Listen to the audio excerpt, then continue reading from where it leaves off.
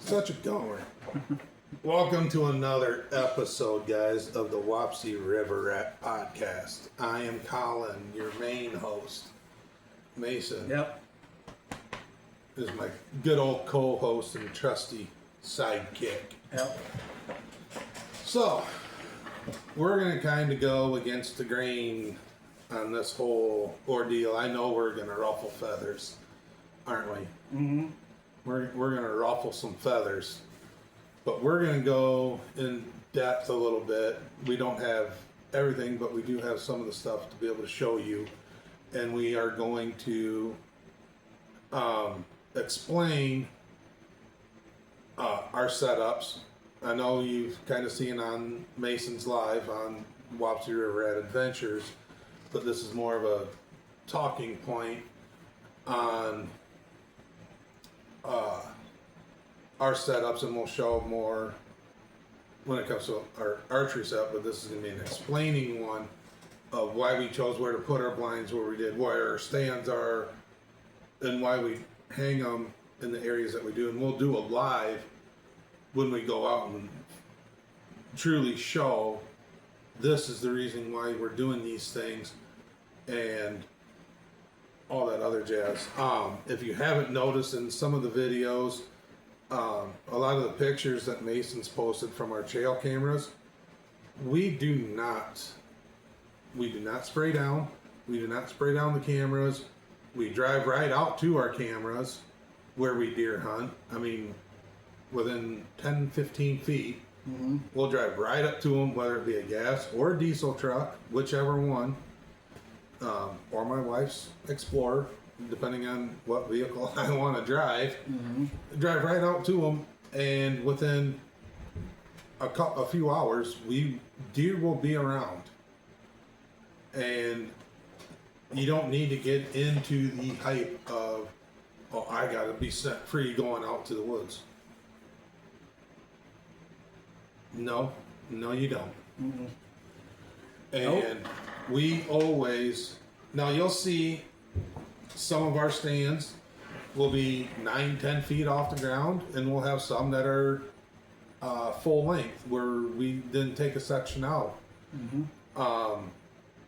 When we go to hang a stand, what's the main thing we look for when hanging a stand? Intersections, deer trails that intersect with one another, edges, food, bedding areas. Travel corridors, obviously, but I'm saying when I'm choosing out a tree, what's the main thing I'm looking for when I'm hanging it? Straightness. And that I'm not 100% sure. back cover. Oh yeah, forgot about that one. Your backdrop. Yep, forgot about That is so, and that'll determine whether I'm putting a fully 15, 18 foot ladder stand up, or if I'm going to take a section out and knock it down to 10 foot. 10 foot off the ground. Is knowing, because when I find a spot, what I look for is if I'm looking at an intersection where multiple trails are meeting, and like one spot that we hunt out on Graceland, there's one stand that I had up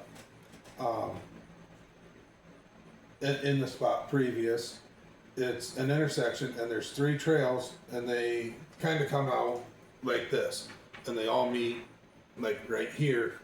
So you got 3 trails coming that come meet one, and then they'll split and Y off. And there's one tree that I always look for, and I always hang it on the east side of that.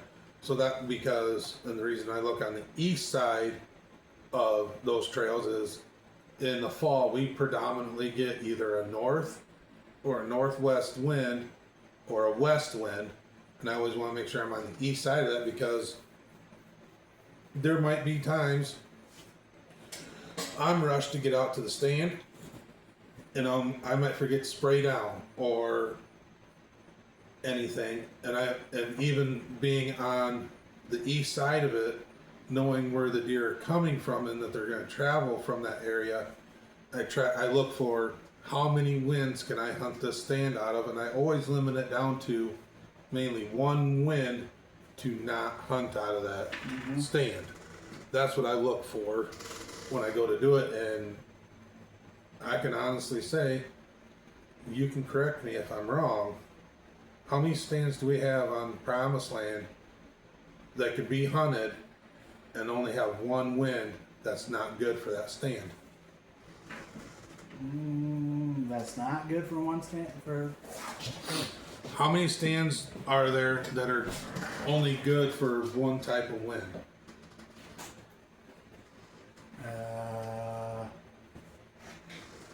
Yeah. Trying to Zero. think of one, but zero. 0 stands can be hunted out of multiple wind directions. Yep.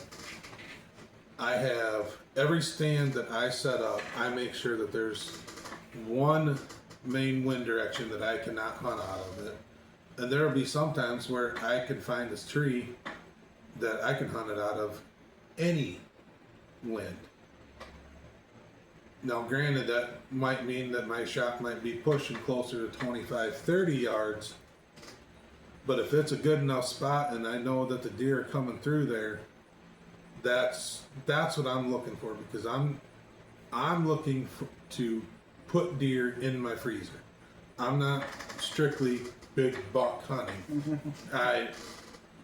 But he will vouch for me. Most of my stands are good for big buck hunting, no matter what, because I use main travel corridors and I figure out their escape routes. Because if where we hunt on Promised Land, if you don't know a deer's escape routes, you're never gonna see deer. It's gonna be because they'll loop around you. You might see them, but they're not gonna come near you because they know something was there, and they're gonna be hesitant to come in. Now you might be able to get in quiet enough, and you might have that occasional doe or medium-sized buck come in, but you're not gonna get a big mature doe or a big mature buck coming in unless you know their escape routes or have them somewhat patterned to know where they're at and where they're going. Yep. And if you understand that part, you should also understand that they have their escape routes to sneak out of there and know what they're doing. Because every stand that I also have set up is on an easy, accessible, quick and quiet way for a deer to come out. That if I tell somebody to hunt one end of the property, I know that if they go in and bust deer, I know where the deer are going to likely head to.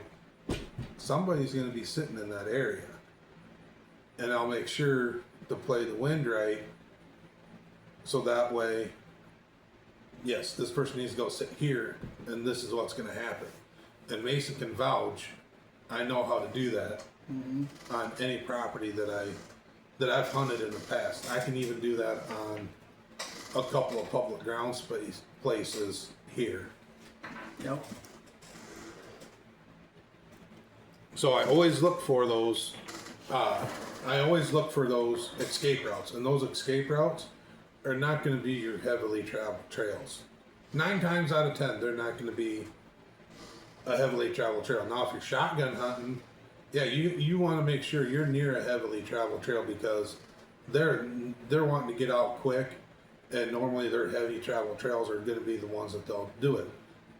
Bow hunting wise, you want to look for those faintly used ones, because those are the ones that they're going to use. Those are the ones that are next. They're like, oh, a deer or two has traveled this, going into this thicket or heading towards this thicket. That's what you look for. That's an escape route trail that a deer's going to use. Because they know that they can run that trail and get into cover, or they can come sneaking through. And I don't know how many times I've seen a deer doing that, whether it be from one of the landowners coming out and then they automatically do it, and everybody wonders why I always see the deer. Well, I mainly hunt escape routes come bow season. That's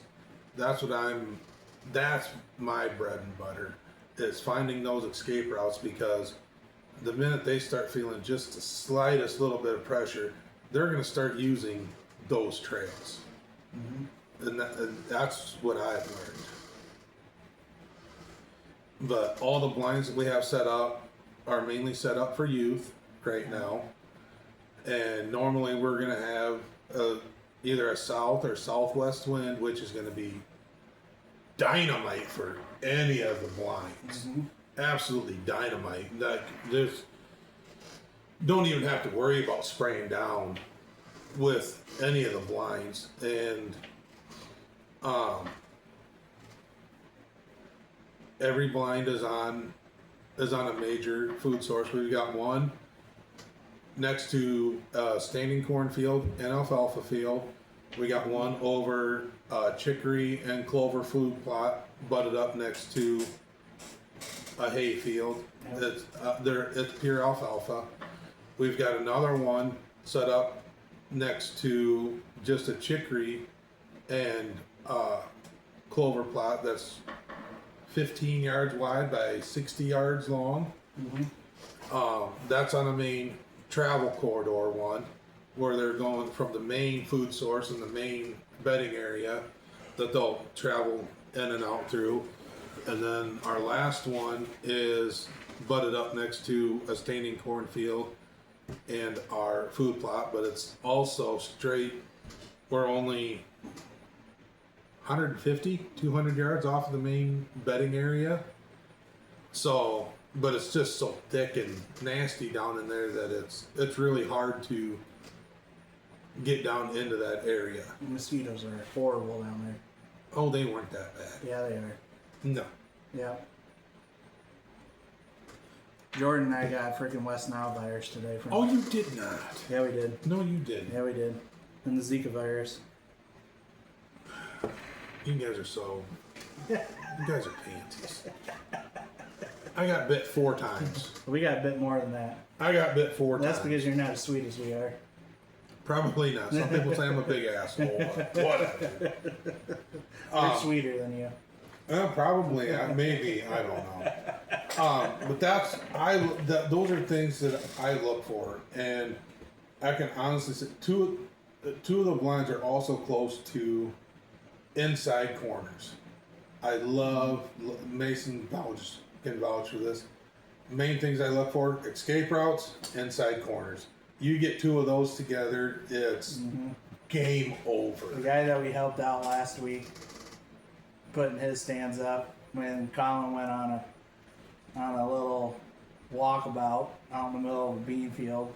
He's like, what is he looking for? It's like, it's an inside corner. He's trying to find trails coming out to that inside corner. Yep. He goes, there isn't a place to hang a tree. I'm like, it don't matter. He sees an inside corner, he's got to go look. And I got down there, and he knew there was a trail down there, but the amount of deer tracks from the side and going into that inside corner, you find an inside corner pinch point, game over. That's perfection right there. You find an inside corner with a pinch point, dunsies. Yep. When you're hunting whitetails, that's the holy grail of finding that inside corner and that pinch point together. It's a done deal. You go in there with the right wind and hunt that, you're going and know what you're doing. You're going to be successful. Plain and simple. Plain and simple. You need to get that under control. Sneeze already. I told you I forgot to take my allergy meds today. Thank you. Hold it in. Come on. Shut up.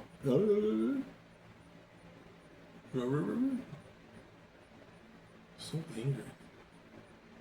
So. Don't smile. Don't smile. You're the angry elf. No. Do I look angry? No. Yeah, you're an angry elf. No. Yep. But yeah, like I was saying though, inside corner and it pinches down with the terrain and everything. That's your holy grail. Yep.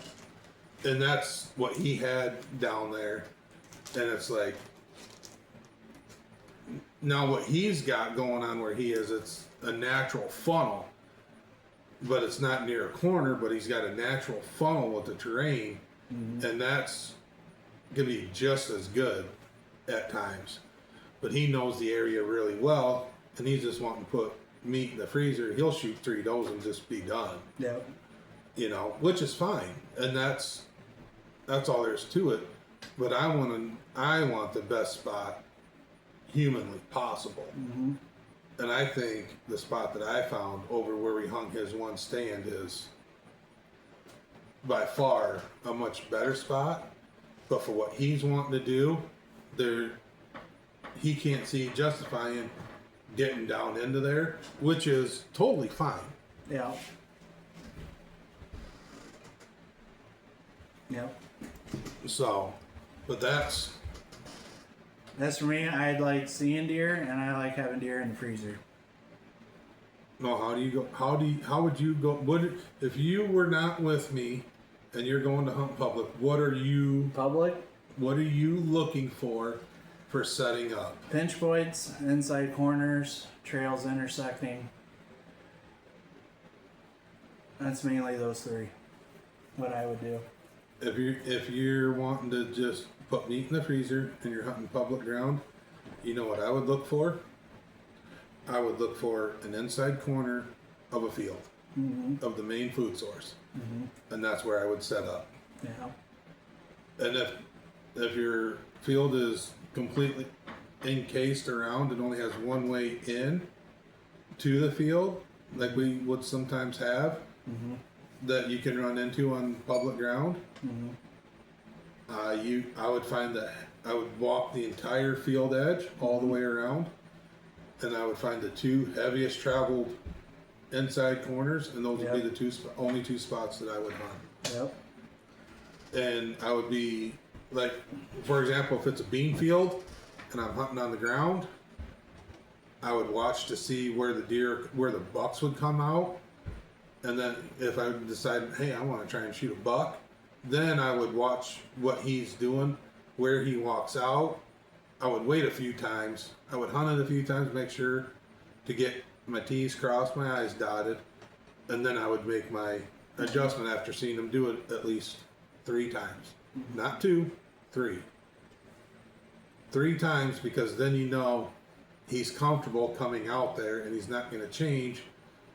And then I would make my switch. That's what I would do. But if I'm strictly just meat hunting, find the 2 heaviest inside corners out of the 4, and I would set up on them and play the wind. Make sure that hunt one with one wind, and if the wind's not right for that one, you jump into your second option spot. Or you find a field that you can go and hunt with the right wind. Yeah. But I'm mainly hunting to see deer and get deer in the freezer. Now, if one pops out to where I can put it on the wall, that's just a bonus. And that's what any of us are really doing. Yep. I mean, we want to put meat in the freezer. You know, if I get a big one pattern, Mason will be the first one to tell you He's going after it. I will not give up. I had it on 2 last year, and Mason will vouch I was not going to give up on them. No. And it cost me filling my one tag. Yep. Which I'm fine with. I got my deer meat. I had an oopsie with my freezer, but that's another here nor there deal. But I was able to get my meat in the freezer for what I was doing, and I was okay with not filling my tag. And that's another thing is, if you do want to lock down on something that's bigger than behind us here, your tag, your hunt. You see something bigger than those 2, you know.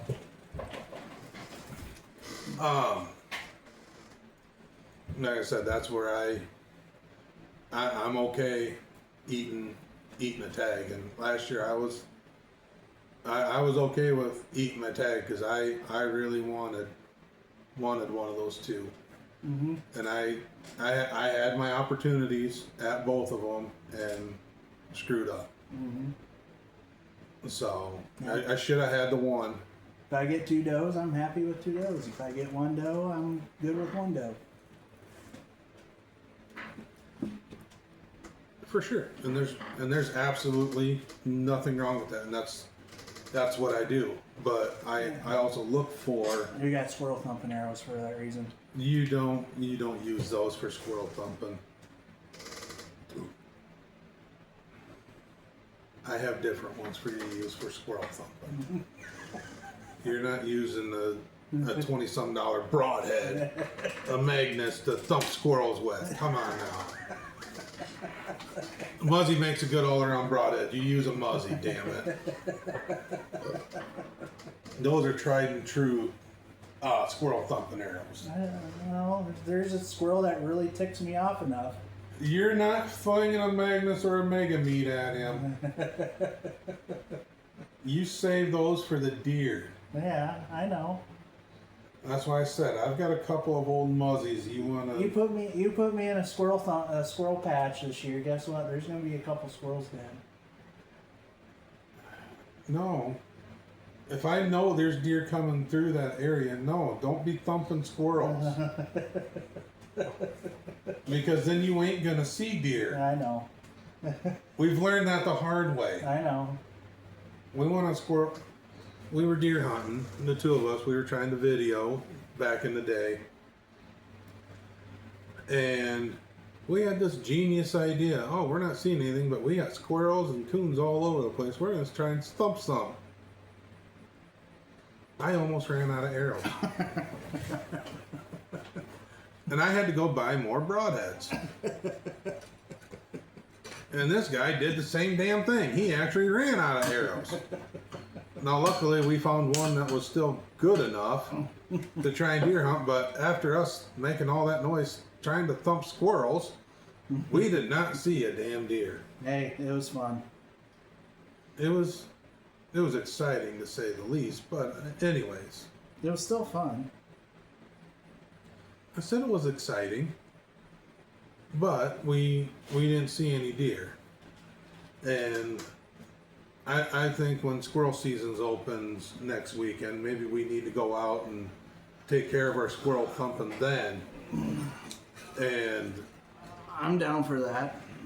And not worry about take care of them before the season starts then more than anything. Oh, I got a couple at my house. Well, you go ahead and thump them and throw them in the freezer. I will. I know you will. And I got some rabbits out by my place too. Oh, there's so many rabbits around here. I'm almost tempted to grab the bow and start thumping them in my yard. I don't know how many times I come across and, oh, there's a bunny. Oh, there's another one. Oh, there's another one. And then the dog goes nuts. No. They're thick this year. Yeah, they are thick. But we've kind of gone into what we look for when we're setting up our blinds and our stands. Like I said, Mason's going to do a live so you can actually really see what we're doing and how we do it and why we do it. And this year, Mason set up, he's going to shoot a full metal jacket, correct? Mm-hmm. He's going to be using the... Let me get one out here. He's going to be shooting... This is a hit insert that goes inside the arrow. And I'm doing this so that way I don't cut my myself. But Mason's going to shoot this guy right here. The G5 3-blade Mega Meat. Yep. As he calls it, his hatchet. Yep, my hatchet.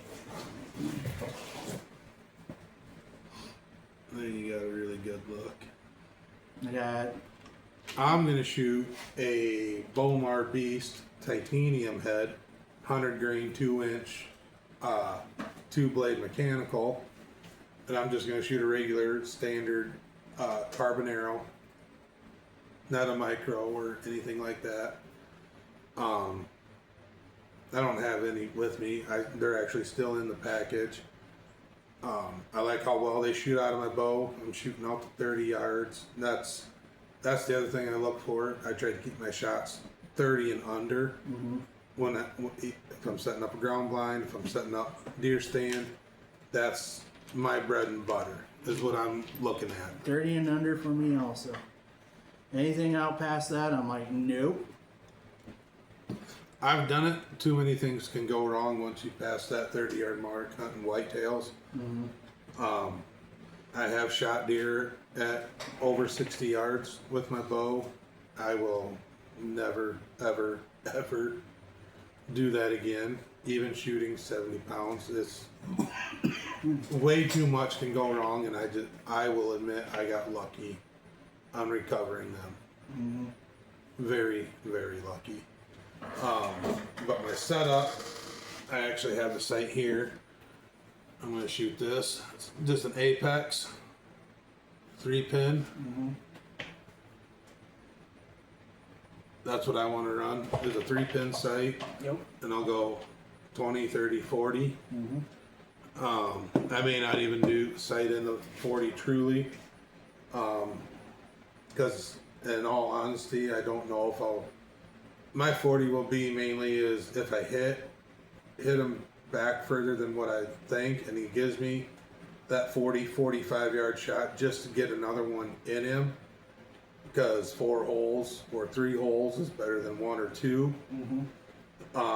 Just to help get him or her expired quicker on the ground. That's the only reason why I'm going to sight in a 40. But that's what I'm going to run. My bow is, I'm shooting a Matthews lift 29 and a half. The draw length is 28 and a half inches because I've got arthritis and stuff and nerve damage in my elbow. I've got carpal tunnel in this hand. I've got carpal tunnel in this hand. That's all I can do to bring my hands together. I can't touch my pinkies and my thumb anymore. I can't either. I do have some arthritis in my hands as well, so that's why I'm shooting a smaller bow, a lightweight bow, so that way I can feel it in my hands. I'm hoping that I can get back to shooting a thumb release. Mason's actually using that this year until he can get one for himself.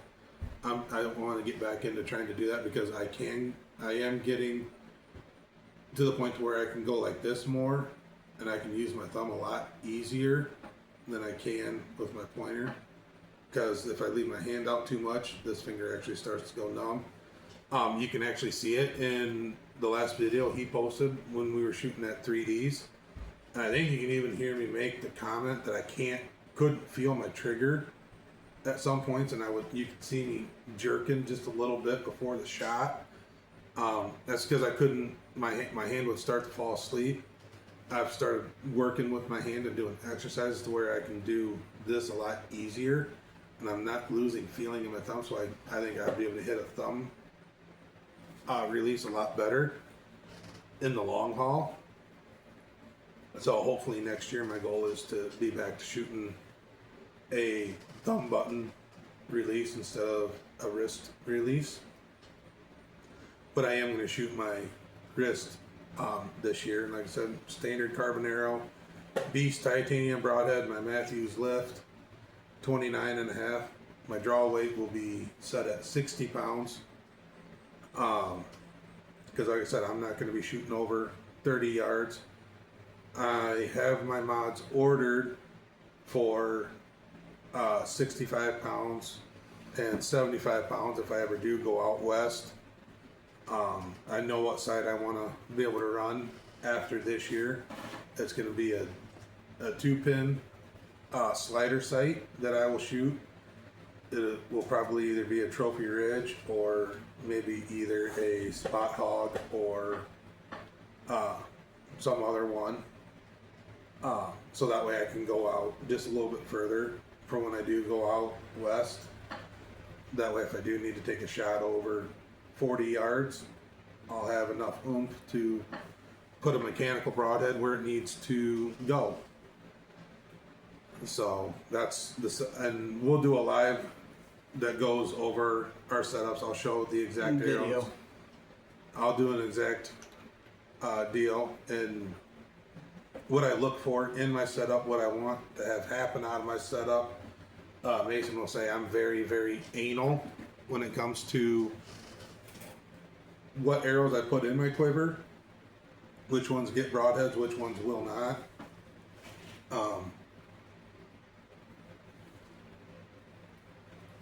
I'm just going to run straight factory fletch for this year.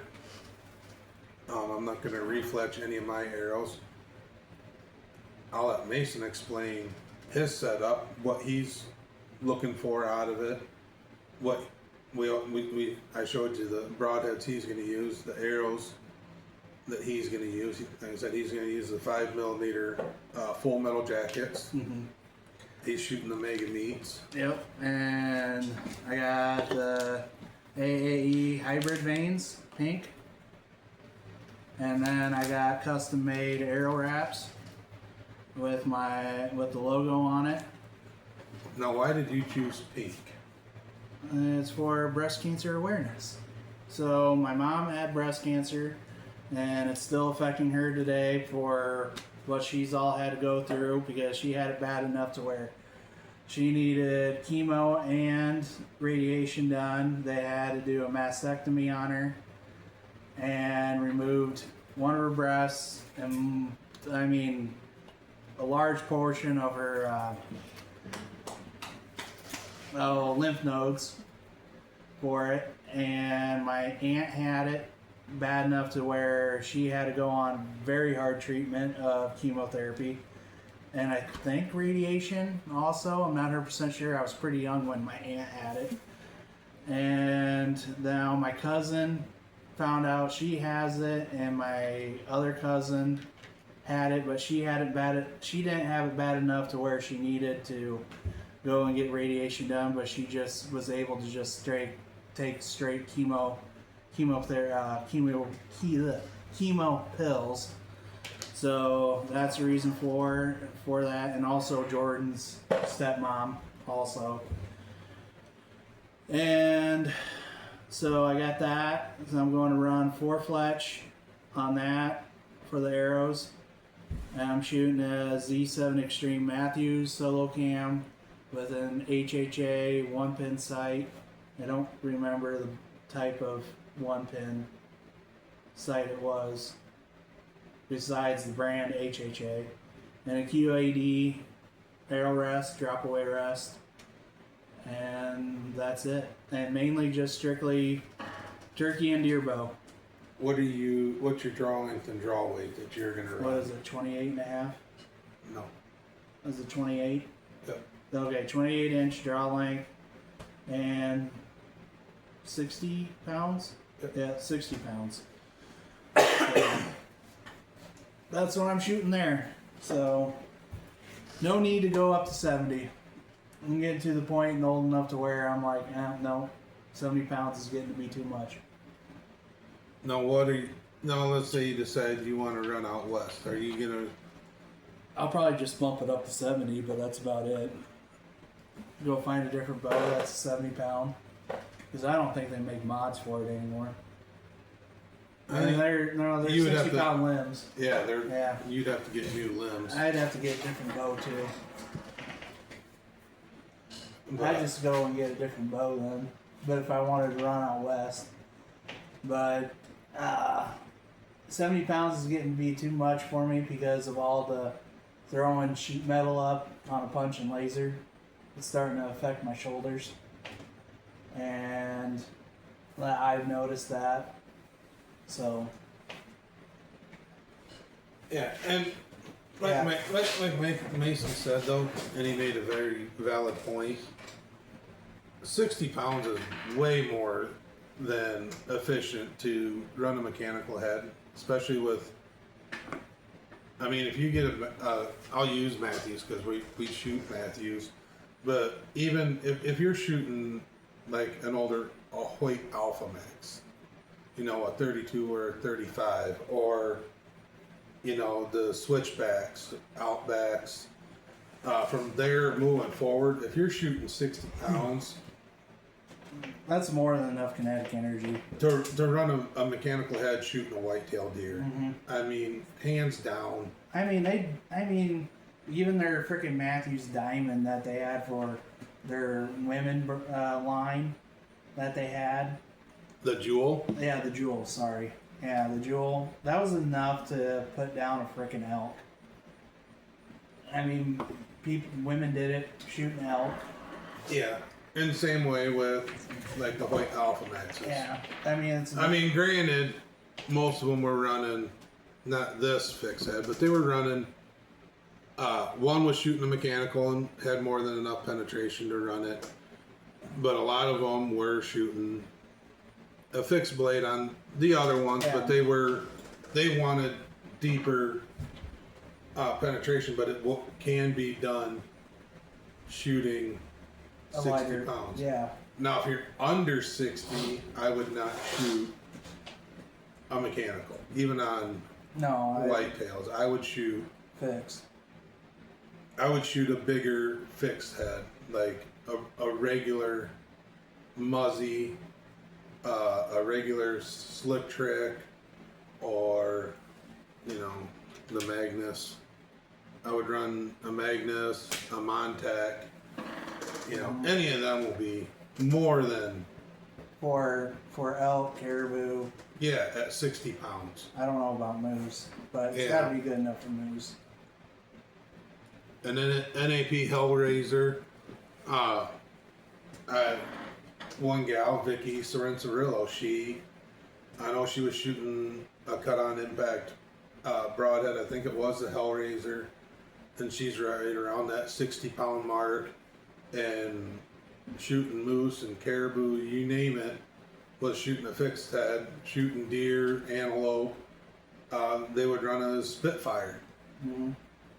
and would get more than enough penetration on your smaller four-legged creatures, not as much bone density, Mm-hmm.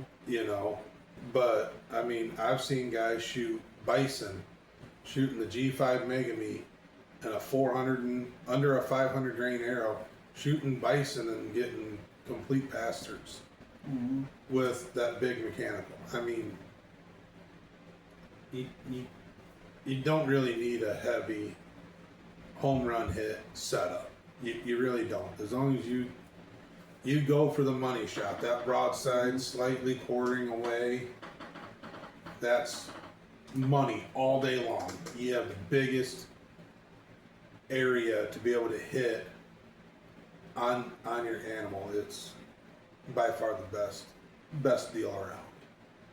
Mm-hmm. And any broadhead on the market will be more than efficient enough to do it. Mm-hmm. And like I said, that's us being older in age, 60 pounds, we realize, for what we're doing, we'll do it. We'll run our mechanical setups Yep. because we want to expire what we're hunting as quickly and as humanely as possible, and that's one way that we're going to be able to do it. Nope. Younger, we could pull back 70, 70, 80 80 pounds. Now, nope. Starting to feel old age. Yeah, I mean, it sucks getting older, but It is what it is. also I don't mind getting older, because with age comes knowledge and understanding everything, and that's one thing you'll not see us really do is jump on a bunch of the hype trains of. You're not going to see us jump on the hype train of shooting a heavy arrow. Can't convince me otherwise to shoot a heavy arrow. I'm a speed guy. I want as much speed that I can physically handle going out of my bow. We're not jumping on the height of Sitka and First Light and camo and different types of camo, and then the scent block or scent blocker. And no, because me personally, if I'm going to use a cover scent, I make my own. I really like it. And all I use is water and vanilla. cover scent. Yep, that's all I use. Yep, Or I'll use Scent Thief, because I've, scent thief. But we're gonna be trying out pure whitetails. yep, and I Pure will, scent. and that's gonna be put to the max. Yep. I will purposely go and hunt with a wrong wind and see if what they say is true about it. Mhm. And if not, then I let that spot settle down a little bit, go back into my method of using my water and vanilla. Yep. And I have. But we're not gonna talk bad about the company because we're not gonna talk bad about other companies. We're it just works. we are gonna put it to the test. Yep. If And it works for us, if and it ho- works and for ho- us. If it doesn't, it doesn't. right, and that's not that pure whitetail doesn't make a good product. They do. Mm-hmm. It just, we only get behind stuff that works to what they say they do, and it's very minimal on what we use because we know it works. Mm-hmm. It's a simplicity thing. It works for us, but it might not work for another person. Right, and somebody might have a totally different experience with it, and that's cool. It's not everybody wants to use vanilla and a water spray for a cover scent. It may not work for if you're mainly hunting out west. That might be more of a sage deal or a pine thing. Mm-hmm. Whatever it might be. Vanilla works really well around here when it comes to whitetail hunting.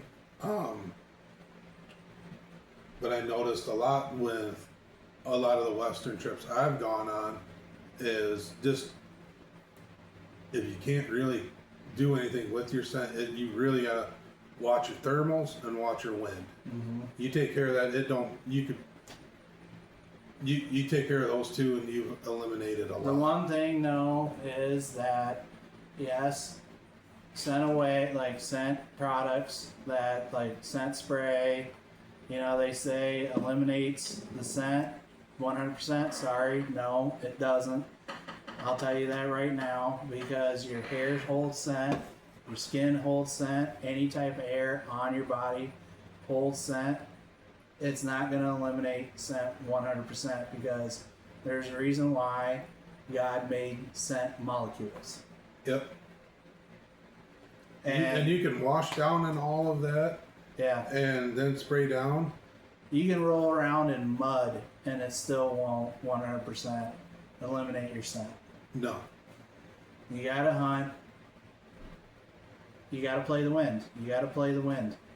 And if you get I've noticed the vanilla scent with it being so strong, it can cover the scent that you might be regenerating off of it, and it's enough that it covers it up to where I wish I had video footage. I've had so many deer come in downwind of me and with my scent blowing and not know that I'm there. They'll look at me. I might only be 10 feet off the ground. They'll look up me, look past me, walk around and do their thing because it's such a sweet smell.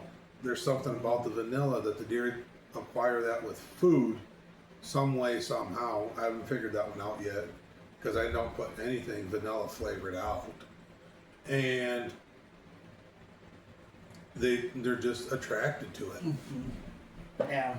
And I mean, you're breathing, the scent molecules coming out of your mouth, and even out of your nose. Sorry, but it's the truth. Yeah. You're not gonna 100% eliminate your scent. No. And you can't. And that's why if you set up the way that I do, you don't really even have to worry about it. Yep. And that's what's helped me. And Mason's known it, Jordan's noticing it, that I don't have bad setups when it comes to deer hunting. But I'm also the one that dives nose deep into all of this because I love getting close to whitetail deer. if turkeys could smell, I would be all over that, because then that would even be a harder thing to hunt.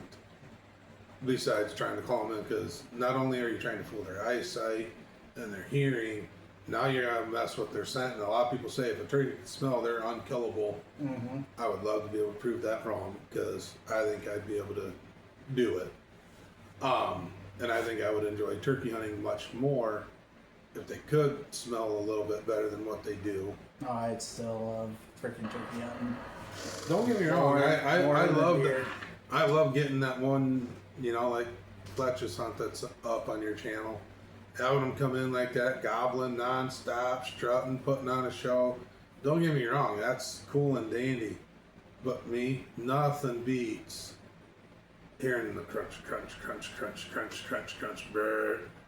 And just having a pissed off buck come in and, ooh. Nope. Really gets the blood flowing. Yeah. I've got him fooled. I've got him fooled in their bedroom. Like, they don't know I'm here. They think I'm an intruder. And yeah, I think that's because they can hear better than a turkey. They can see as good as a turkey. They can smell 10 times better than a turkey.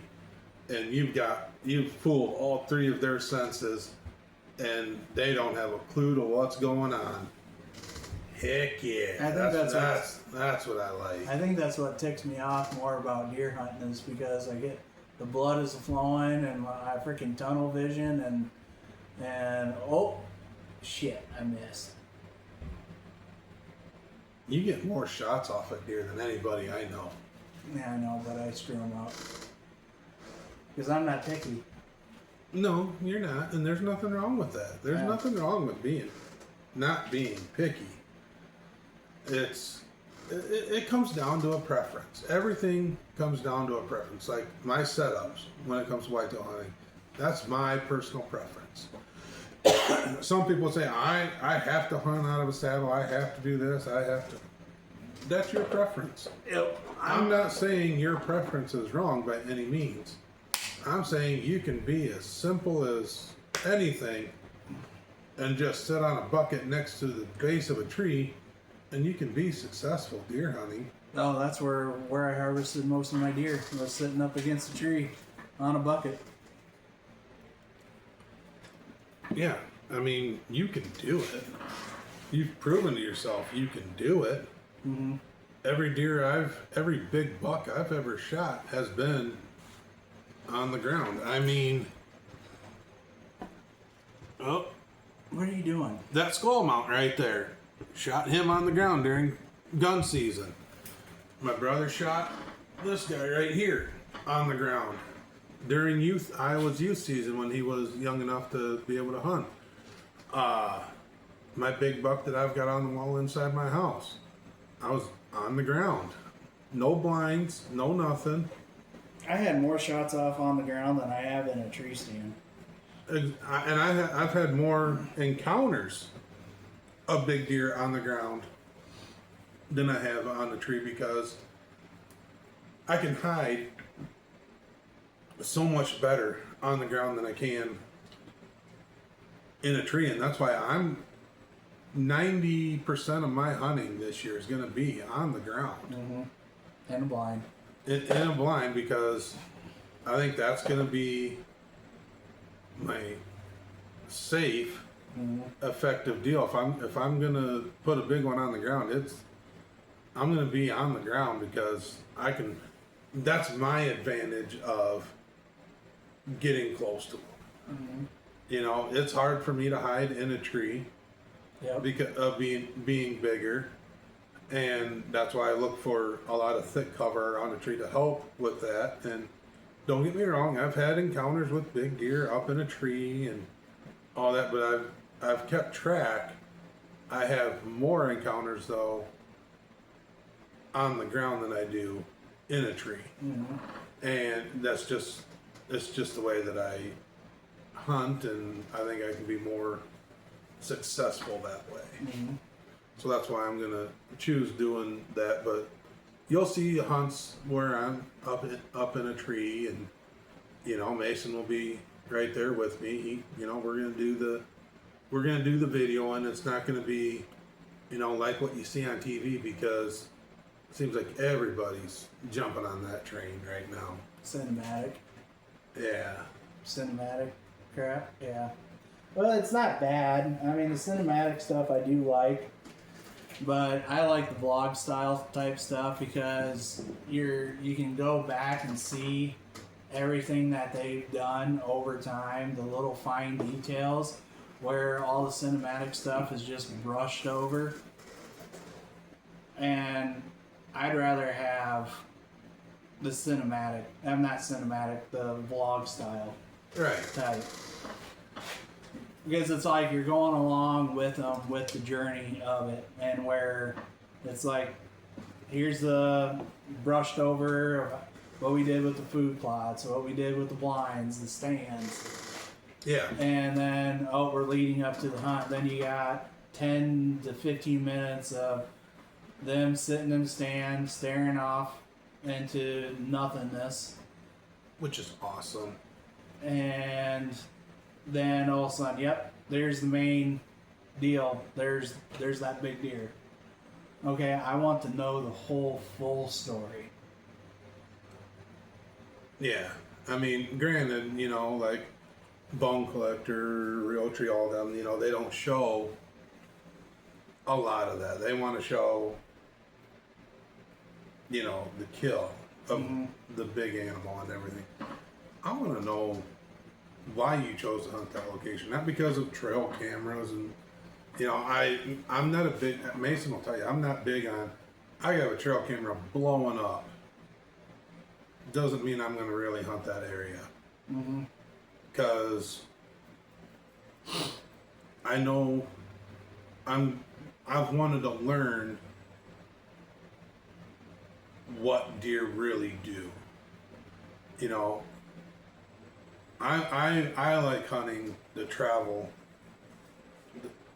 You get between a food and a bedding source, and you find that inside corner or funnel. It's like I said, that's your coup de grace. There's your money spot. Yeah. I don't care if I've got a trail camera and 9 days in a row this big deer is coming out here. I'm not going to hunt that spot. I'm going to hunt the spot between there and where he's coming from. I'm going to find that spot in between and catch him there before he gets to spot A or spot B. I'm always going to be that in between and everything. It's different for youth season, but when it comes to me, as long as the food source is there, you'll see me do that. But you're going to see a lot of our hunts be when we're not doing the youth this year, it's going to be we're going to be hunting those in between spots, what we're looking for, why we're doing it this way. And you'll see that we'll almost always see deer during shooting hours and bring you along on the journey of why. And not a lot of people are showing the why. There's a few that are starting to do it, but I'm only running trail cameras one more week, and then they'll be done because I want the place to be able to settle down, let deer get back into their natural deal, and that's why I do a lot of my old school scouting before trail cameras, going out to the property, sitting on a high point, and watching where they come out into the fields, into the food plots, and mark down, around the time frame that they're doing it. That's always worked for me, even in this new day and age with trail cameras and everything else. Now if you want to run your cell cameras and do all that jazz, that's peaches to you. I'm just saying, I want to disturb the area as less as possible. If I know that if I'm watching an alfalfa field next to a field edge, like where we hunt, we got 2 of them. I would much rather sit on the road, watch where they're coming out, what time it is, because then I know a half hour before that, they're up and moving around inside the woods. You know, if I can find that intersection, there's your money spot, you know. And because then I know, okay, if they're coming out at 7 o'clock, I know deer are on their feet at 6:30. So I'm gonna get into that spot around 4:30. Let everything settle down and play the wind on it and get in there and be done. You know? And that's what a lot of other people will do, is that same general concept. But with the trail cameras though, I don't want to have to walk in there once to get the trail camera, get it set up. Oh, I got the indicator. Oh, now I got to go back in there, change the batteries out and everything. I'm going to go in once with a stand, hang it, and then back out. And then I will strictly only hunt that part when I know I can sneak in there quietly and get the job done. You know, When the wind is right. yeah, I can do all that without running a cell cam, because it, I mean, yes, I see the benefits of running a cell cam and everything else, but I want to know when the big boys are hitting the fields. I can get in and out a lot quieter. I can put less scent down, and deer can get used. A deer can pattern a person. They can pattern your movements because they'll feel that pressure of you being out there, and they'll know. And we can vouch for it after shotgun season that a lot of deer won't move until the last half hour of daylight because they know that they need to stay where it's thick. Well, that's where I'm going to go during the late season. I'm going to get as close as I can to that bedding area earlier. I will get up earlier in the mornings during the late season, get into that spot, and then wait for the deer to come back in to that thick bedding area. I will wait, you know, and if it sunsets at 4:30, that I know that the deer are going to be in that stand, you know, Near in that that area, stand. near that stand at 4. I'm going to be in that stand by 1-2 o'clock in the afternoon, and I'll sit there until dark and let them mosey on out. Yep. Come the late season, but I always give myself at least a minimum of 40 minutes before shooting light any spot that I go to. Any spot. Now when it's an evening hunt, my golden time frame until time changes is normally that 4 o'clock-ish time frame, and then when time changes, then I bump it back to about 2 o'clock at the latest of getting into my spot, because I want things to settle down for them to do their natural thing, and that way I have more of a chance of being successful. So that's kind of what I look for and stuff. And like I said, you know, yeah, cell cam can tell me all that, but I'd rather just watch where they're coming out, or see where they're coming out, and then I'll make one trip in with the stand, hang it, do everything I need to, then back out and be done. Because my camera's telling me what I want to know, where it's at, instead of, oh, I gotta go in and change the batteries. Oh, I gotta go out and change the SD card on it or anything. Well, that's extra trips into that spot that you're not accounting for. Yeah, you're not in there changing it constantly or every week, you know, whatever. Any trail camera out on the market can tell you everything you want to know. You don't have to spend the money on cell cameras. You don't even have to run a trail camera if you don't want to. And be a successful person. Like I said, you don't have to jump on the hype trains of shooting this mechanical over that mechanical, this fixed blade over that fixed blade, this camo over that camo. Buy what you can afford. If it's only the Walmart brand camo or the used Goodwill Army camo, done deal. Wear it. Go out, have fun, and hunt the way you want to hunt. don't have to jump on the hype train of I gotta shoot a Matthews. I gotta spend $7,000 in equipment to be successful. You do not. Mm-mm. I've played the hype train so many years. It's gotten us in trouble. Oh, it's many nights of me sleeping on the couch. And then we end up having problems with that hype train.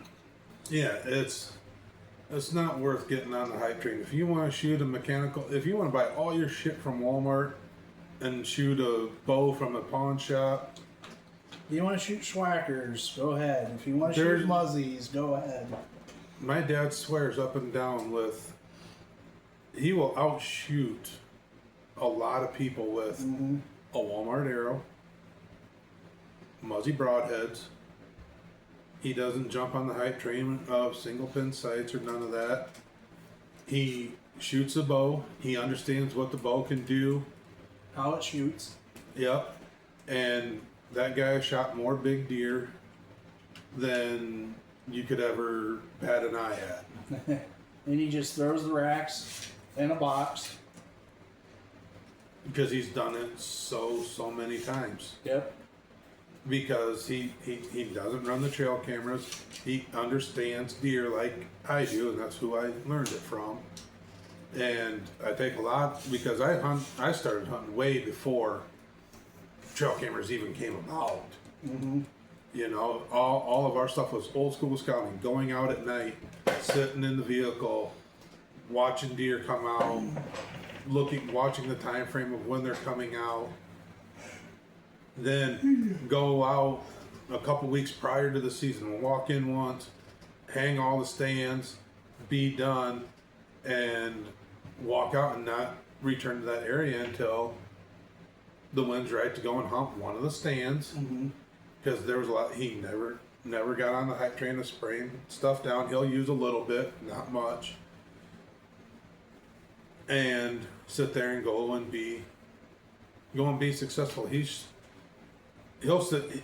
He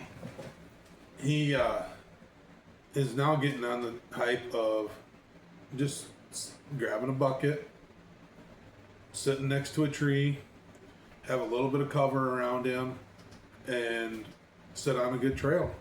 Yep. But it's a trail that he knows that the deer are using, and just waits for things to happen. Yep. Doesn't wear scent blocker. Like I said, you don't have to jump on all these hype trains to be successful.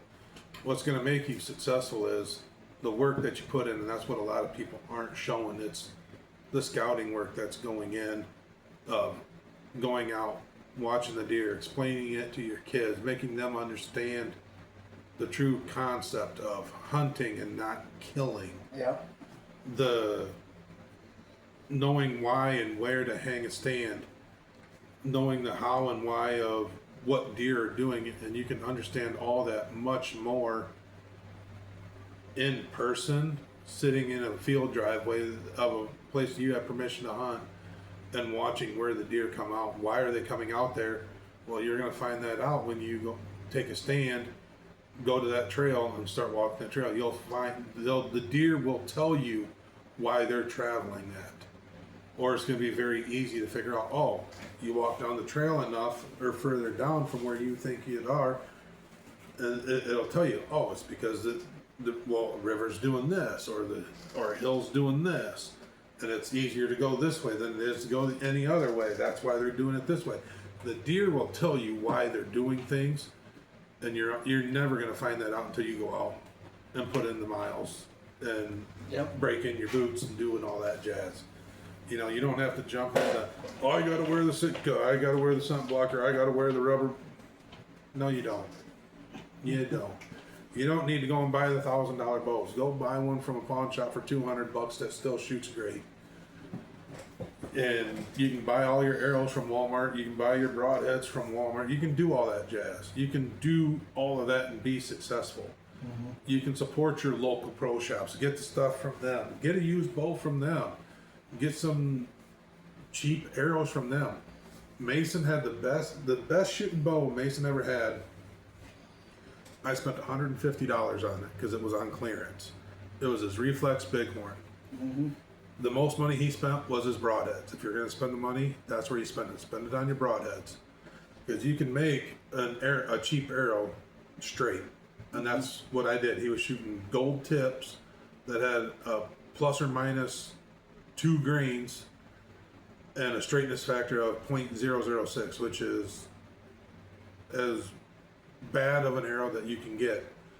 Well, if you spin test them and they spin fine, there's no wobble to them, and you tune your bow. You don't have to go into, oh, I got a broadhead tune, I got a paper. You don't have to jump on all that if you're just using it for hunting. Now, if you're going to be taking longer shots, then you need to definitely watch what MFJJ does, what Scott Evans does, what Bomar does, what Dudley does. All those guys are going to tell you how to fine tune your bow to the point to where you can shoot and have that arrow hit where you want it to at distances. If you're only strictly shooting 40 yards, you can shoot a whisker biscuit, you can shoot a fixed blade head, and just paper tune it and have it be within the specs that they tell you, which is at 13/16 for any of the bows from like 2003 forward to now. You can have all that cheap stuff on your bow, and you spin that arrow and you feel no wobble to it and it flies good.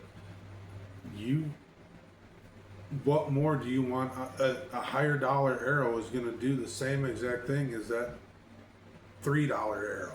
Mm-hmm. You know, Mason, like I said, I spent $150 on his bow.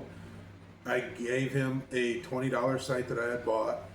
He shot with a whisker biscuit on it. He didn't have $300 in his whole setup, and that bow shot as good as any $1,000 bow on the market, because all bows are, if you look at a lot of the bows in that time frame, they're all very similar. You look at all the bows now, they're all very similar. They're similar in feet per second. They're similar in let off. They're similar in draw cycle. You might find a difference here or there in the back wall just a little bit, but they're all going to be similar.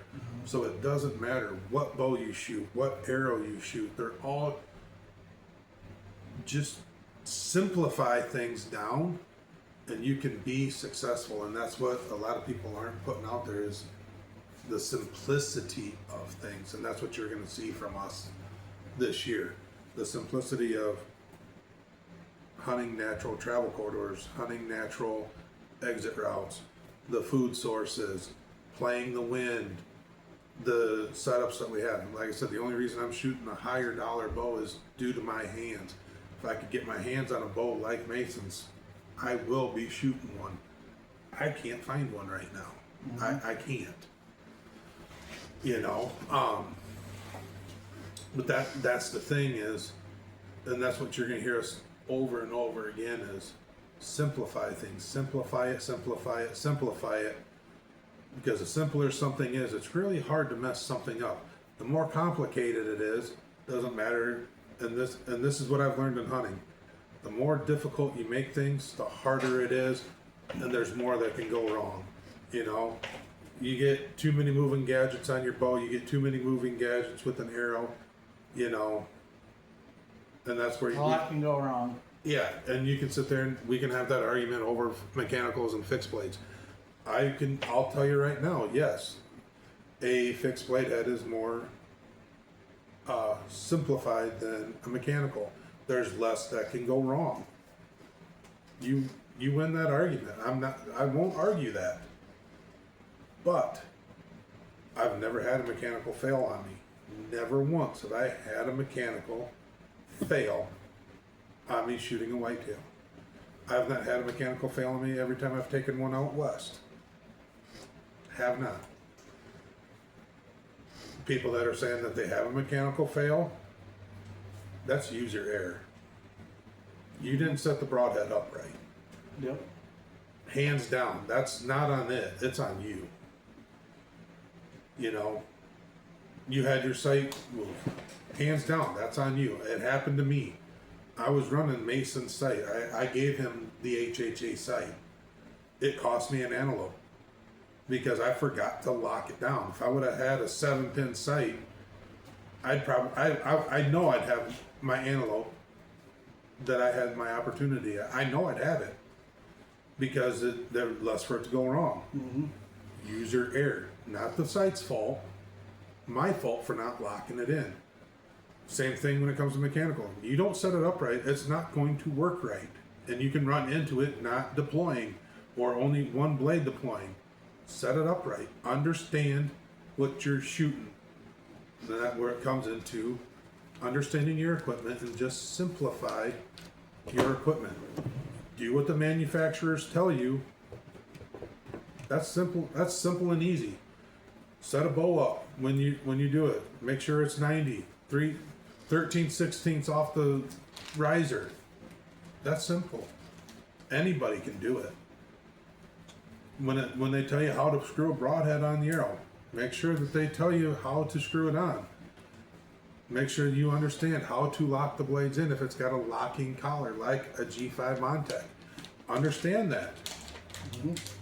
Same thing with the Rage, with the collars. Oh, the collar messed up no, the collar didn't mess up. You set the collar up wrong. Mm-hmm. User error. That's where you're gonna run into those things. Oh, well, it didn't deploy because I hit the deer here. User error. You shot the deer in the wrong spot. A broadside shot, you're not going to have one blade deploying to deflect the arrow. It's only going to happen on a severe quartering to or quartering away shot.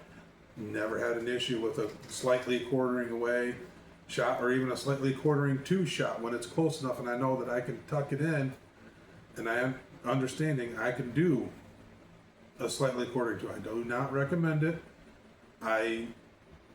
From moving forward, since the last time I've done it, I've never taken a slightly quartering to shot, and I've never had an arrow deflect shooting an over the top 3-blade mechanical. I've never had one deploy wrong and deflect my arrow with a 2-blade mechanical. Never had it. Never had that issue. It's all understanding shot placement. It's understanding your broadhead and making sure that it's set up right to what the manufacturers say. Making sure that you cut your arrows right. Make sure you take it to your local pro shop if you don't have an arrow saw. Make sure that they cut it right and it's squared up and glue your inserts in right. Make sure they know what they're doing. Ask those simple, easy questions. Make sure that all that's done. And it doesn't matter what arrow it is. And just make sure that you spin test them. Whether you buy the little spinner that you can sit there and pull your hand across it and it spins it. And if it doesn't wobble, you know that arrow's good. If it's got a slight wobble, that arrow doesn't even get into the consideration. That's what you do. Like I said, simple, simple, simple, and it's amazing how things are, and people are complicating this so much. It's ridiculous. Mason laughs because it's the truth. Everybody's ever heard of the saying keep it simple, keep it simple, stupid? That's pretty much where it comes with archery. You keep it simple, stupid. Let's think about this for a second. NSAP, NASP, National Archery in the Schools program. Every kid, how many kids go to? Thousands. Thousands of kids go to these competitions. Yep. Now, I'm not saying that, I mean, they have archery meets at individual schools, that are in the same, class A, class 2, class 2A, class 1A, whatever. But when they go to state, there's thousands of these kids. Then when they go to nationals, Louisville, Kentucky, Louisville, however you pronounce that goofy town. Louisville. Well, we say Louisville, they say Louisville. Louisville. That's because they're south and they draw out their vowels, so it's Louisville. Yeah, there's hundreds of thousands of these kids. Yeah, their rules are one type of bow, Genesis bow. One type of arrow. One type of arrow. One type of fletching. We have one type of fletching, one type of rest. That's it. No sights. Nope. No releases. Nope. Fingers only. Person that does it best of keeping it simple, Fitzgerald Yeah. still shoots a Matthews bow. He'll shoot a new Matthews bow. No sight. Fingers only. Less to go wrong. Yep. Keeps shots close. Less to go wrong. Seeing a pattern yet? Don't Yeah. need to shoot far. And we got kids. You don't need to. We got kids winning these tournaments, state and national. And if they consider, if you're in the top 10, 15, 20, whatever they say, they're a damn good shot. With the same setup as thousands of other kids. And they're still... The other thing that's rolling into this that he's getting into is practice. Yeah. And I mean, That's the only thing setting the kid up from not making it to nationals to making it to Yeah. nationals is the time that they're putting in. yeah. That's it. It's not the equipment. It's none of that because it's all the same equipment. Yep. It's the same poundage. No. Most of them are. You can't go over 25 pounds. No, you can't. But they're. So it's so you're in the same poundage. Everything is. Well- it's almost like a NASCAR race. Your car's got to weigh a certain amount. It's got. You can only run certain There's tires. going to be kids that are going to be shooting lighter poundage than 25 pounds. They start these kids at Wapsie. They start the kids out at third grade, Right. third or fourth grade. Right, but you're still making my point of it's only practice. Yeah. Because the bow is the same, the arrows are the same. The only difference is the practice, Yeah. and that's what you're seeing at with the people. The people that shoot their bows once or twice a week, all year long, understand their equipment more and can be more successful than somebody that just picks their bow up Yep. a week before the season. Oh, But even then, they're get still. my shots in. But even then, they're still practicing, and you can do that. You can be the person that picks their bow up. My dad doesn't touch his bow until the season starts. He'll go out, but he doesn't mess with anything. Doesn't play around with sights. Doesn't play around with broadheads. He knows what works. He knows how to make it work, and doesn't do it. He'll go out and just make sure that nothing got bumped, and he knows that what he's looking for in a group, which is sticking 4 arrows in a group like this at 30 yards, and it's done. And as long as the setup still puts 4 arrows in a group like this out to 30 yards, that's good enough. I'm going to go kill a deer, and goes and does it every year. Yep. And it can be done, guys. I used to always shoot tournaments. Always got to go shoot the tournaments. Shoot 2 or 3 a year in the summer. Get your practice in, and then a couple weeks before, get your practice heads out. Or if you're shooting a fixed blade, shoot the actual broadhead. Don't shoot practice blades. Shoot the actual broadhead. Make sure you got your replacement blades if they have them, or make sure you got a resharpener so that way you can resharpen it. Shoot your actual broadheads. Yep. Or if you're shooting a mechanical, make sure you either glue those blades in, buy 2 packs of the mechanicals, glue the blades down to one so that way you're shooting the actual one if they don't come with a practice tip. Because I will say one downfall that one broadhead company has, you cannot tell me this right here, this G5 and this ballistic match point, you cannot tell me that these are going to fly the fucking same way. It's not. It's going to be somewhat similar, but those blades on the back are going to create some drag.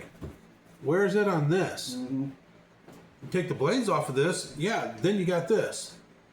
It's not going to be the same. If you're shooting something like this, go out and practice with this and resharpen it. That way you know what your arrow is going to do at those distances, and that's where a lot of people make the mistakes. They don't practice with what they have. Practice with what you have at a distance you feel comfortable. Maybe it's only 25 yards. So what? Look in the record books and how far most big deer shot in Iowa. The average shot in Iowa anywhere in the state is 22 yards. Hands down. Yeah, there'll be some people that you'll watch on TV. Oh, I smoked him at 45 yards. Okay. How many other big deer did you have walk by you at 20 yards, though? Oh, you couldn't shoot him at 20 because you had a cameraman? That ain't going to be us. I'll tell you that right now. Big one walks by one of us at 20 yards. We have a shot opportunity. He ain't baloney. I ain't waiting for that deer to take a couple extra steps to get it in frame. I got the shot. I'm taking it. Yep. That's what you're going to see differently with us too. Is we're not always going to get the shot on camera. What you are going to get though is what you normally don't see is you're not going to see the interaction. You're going to see all the excitement. You're not going to hear us say, bring the camera on me and then get it. Nope. You're going to see it firsthand happen just the way it does out in the woods. It's 100% going to be as it happens. We don't get if the shot's not on video, so be it. If the person's got the shot and the other person doesn't have the animal in footage, but it has the area where he's at, that's fine. We're taking that shot. Yep. We're not going to wait for him to get out 30, 40 yards. Okay, now I got him. Okay, bring the camera on me now. Nope, not happening. Yeah. Not happening. Nope. All right. But, like I said, guys, make sure to like, subscribe to Wapsie River Red Adventures. Come on now. Subscribe to this podcast. Once we get everything set up, we will have mic stands and it will still be a video.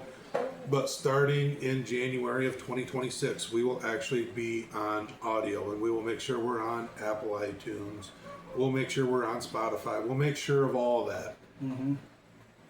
Right now, we're just doing this mainly to help grow this guy, the River Rat Adventures. Mm-hmm. This is why we're doing it.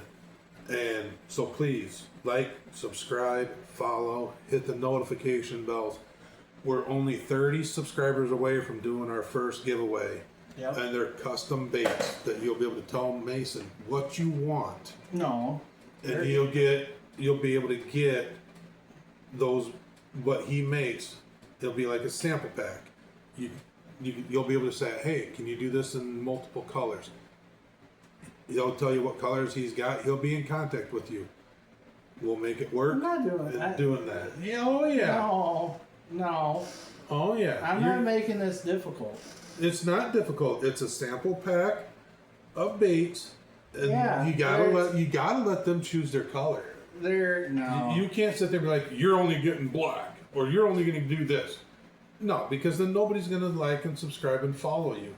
You got to let the viewers choose their colors for what they want. You can't sit there and be like, well, this is what you're going to get. No. They're getting lures, okay? Even though this is an adventures thing, they're getting lures. Let them choose that. They're going to be soft baits. Yeah. And they're going to be a combination of, they can pretty much do whatever they want and whatever they can with. They're going to be swim baits. There's going to be crappie, bass. Yep, it's gonna be the mixture. Yeah. So you gotta have the. I don't have a bunch of glitter or colorant like pro stuff. No, you've got different colors that you can run on. You could be like, hey, the crappie baits, can you make them pink for me because crappies like pink things? Hey, the bass really like the yellow in my area. Can you make them yellow? I don't have yellow. It's an example. Is what you always. I'm using examples for crying out loud.